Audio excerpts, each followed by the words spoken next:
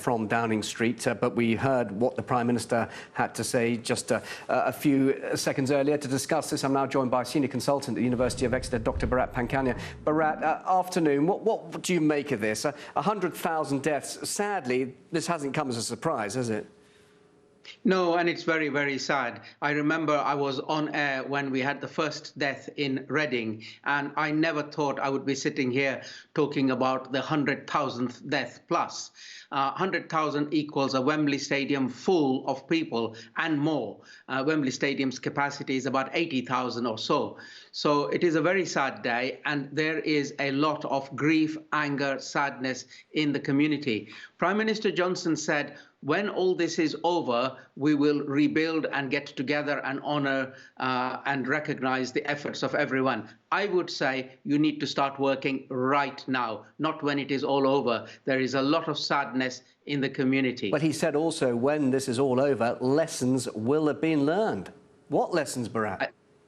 I think we need to learn the lessons now as we go along rather than when it is over, because this is the long haul. The lessons are, when we had exercise sickness well before the pandemic ever emerged, a lot of the issues were addressed there, such as the National Health Service does not have enough capacity for a pandemic, such as we do not have enough good quality PPE, such as our nursing homes and residential homes are poorly managed and poorly run on poor pay packets for the care workers.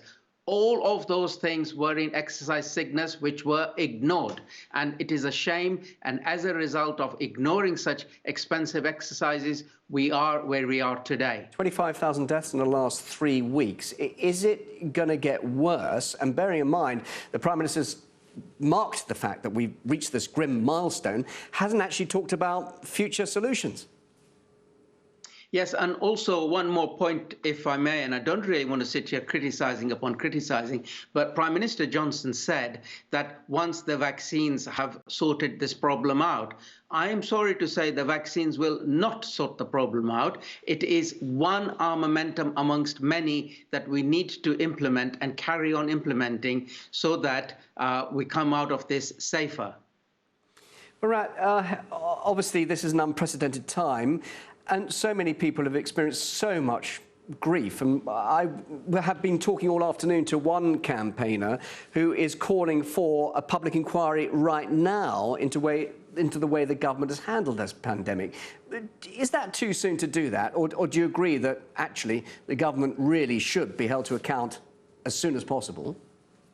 Well, I don't know how these niceties or otherwise work, but what I would say is that there ought to be accountability as we go along. We need to have addressed issues that are happening as and when, rather than to say, oh, when the inquiry comes, we'll sort it out. The inquiry may be 2-3 years away, and that doesn't give people the resolution that they need today. Therefore, there has to be a bit of both, which is, why haven't we got enough PPEs? Why haven't we got capacity in the NHS? Those things shouldn't be postponed to when the inquiry comes. You should start discussing them as they happen. It is important that we discuss them. Boris Johnson saying that when this is all over, thanks to the rollout of the vaccine. Bharat, we're hearing now about a big spat between Europe and the UK, and perhaps there could be a British, an access to British shortage I should say, access to the British supply to the Pfizer vaccine as a result of this spat between us and the EU. Are you worried about that? I am, and I worry about global nationalism with respect to the vaccines. And I have this one phrase.